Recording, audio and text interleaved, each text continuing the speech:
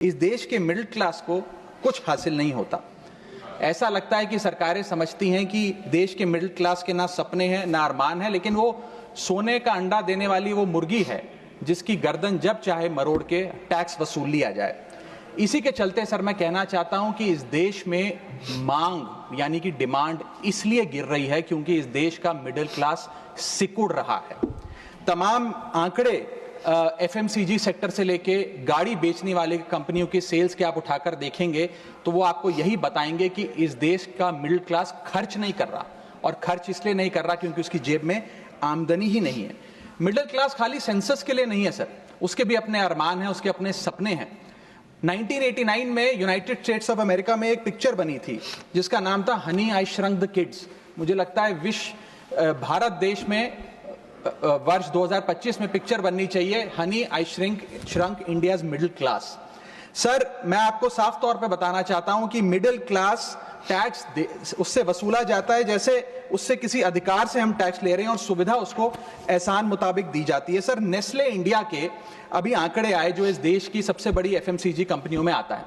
उस आंकड़ों में यह पता लगा कि 8 वित्तीय वर्षों में इस वर्ष सबसे कम ग्रोथ उन्होंने दर्ज कराई है। और जब नेस्ले इंडिया के चेयरमैन से यह बात पूछी गई कि क्यों आप अपनी लोएस्ट ग्रोथ पर आ गए, तो नेस्ले इंडिया के चेयरमैन ने कहा कि भारत का मिडिल क्लास खरीद नहीं रहा, भारत का मिडिल क्लास सिकुड़ रहा है। मैं महंगी गाड़ी और महंगे मकानों की बात नहीं कर रहा सर, लेकिन सस्ती गाड़ी और सस्ते मकान जो मिडिल क्लास खरीदता है उनकी डिमांड घटती जा रही है, उसकी प्रोडक्शन घटती जा रही है, जिसका सीधा इंपैक्ट हमारी इकोनॉमी पर है।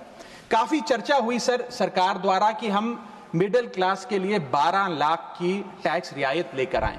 मैं सर बतौर चार्टर्ड अकाउंटेंट ये बताना चाहता हूं कि ना ही ये टैक्स एग्जेम्पशन है, ना ही ये टैक्स डिडक्शन है, ये एकमात्र टैक्स रिबेट है। इस रिबेट का स्वागत हम सब करते हैं, हम सबको खुशी हुई, लेकिन मैं आपको इन तीनों में फर्क बताना चाहता हूं और ये दिखाना चाहता हूं कि कैसे चोर दरवाजे से इंडियन मिडिल क्लास से अभी भी इनकम टैक्स वसूला जा रहा है।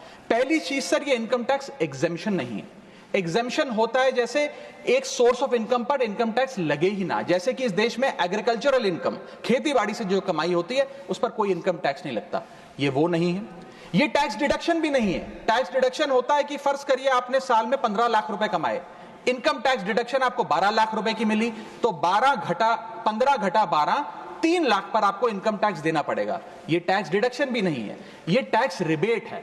यानी कि 12 लाख तक अगर आपने पैसा कमाया साल में तो आपको इनकम टैक्स नहीं देना, लेकिन जैसे ही 12 लाख से ज्यादा, फर्ज करिए आपने 12 लाख 1,000 रुपए कमाया, तो पूरे 12 लाख 1,000 पे आपके स्लैब अनुसार आपसे इनकम टैक्स वसूला जाएगा। और दूसरी चीज कैपिटल गेन्स पे, यानी कि अगर आप अपने कोई मकान बेचते हैं, सोना बेचते हैं, इक्विटीज बेचते हैं, शेयर्स बेचते हैं, उस पर जो कैपिटल गेन पे मुनाफे पे लगता है टैक्स, वो इस 12 लाख की सीमा में नहीं आएगा, उस पे आपको अतिरिक्त टैक्स देना पड़ेगा।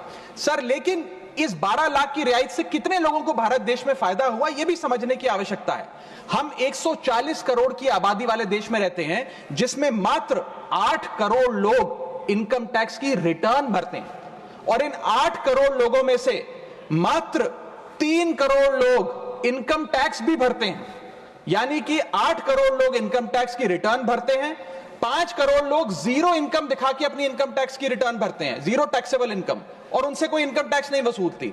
लेकिन जो बाकी 3 करोड़ बचे, मात्र वो ही इनकम टैक्स भरते हैं। तो किन लोगों का फायदा हो रहा है ये भी समझने की आवश्यकता है। और इसका मुकाबला आप करिए सर, सीएमआई का डेटा बताता है कि इस देश में कंजम्पशन के आधार पे 43 करोड़ इंडियंस, 43 करोड़ भारतीय भारत की मिडिल क्लास में आते हैं।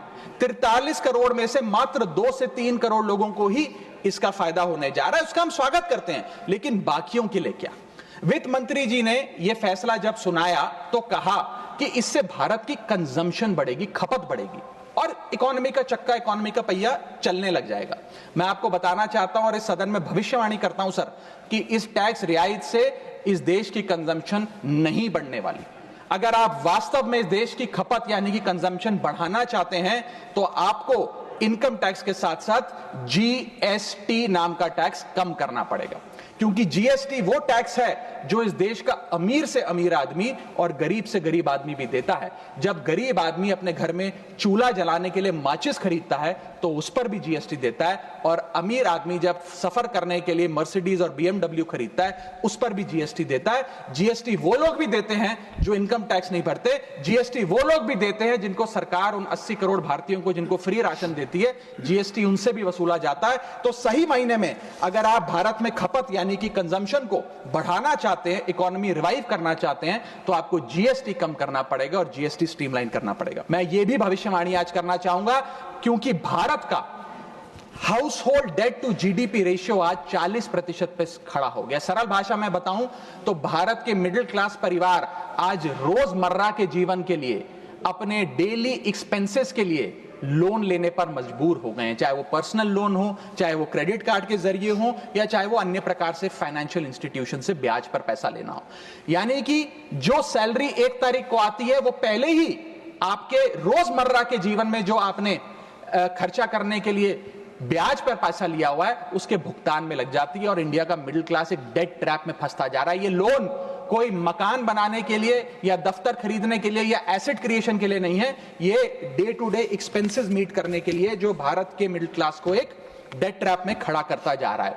सर, सैलरी तो 7 तारीख को आती है महीने की, लेकिन 1 तारीख को मकान मालिक आ जाता है दरवाजे पे दरवाजा खटखटाने की किराया दो, और सारी उम्र काम करने के बाद एक मिडिल क्लास का आदमी सोचता है कि अंत में रिटायरमेंट के समय एक छोटा सा अपना मकान, जमीन खरीद के मकान बनाऊंगा।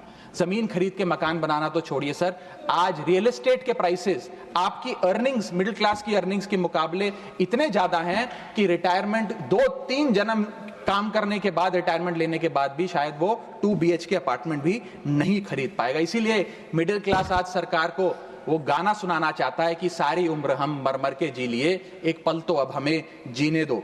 सच्चाई यह है सर कि मिडिल क्लास के घरों में जब कभी शादी का कार्ड आता है तो चिंता हो जाती है कि सगन में कितना पैसा देना पड़ेगा।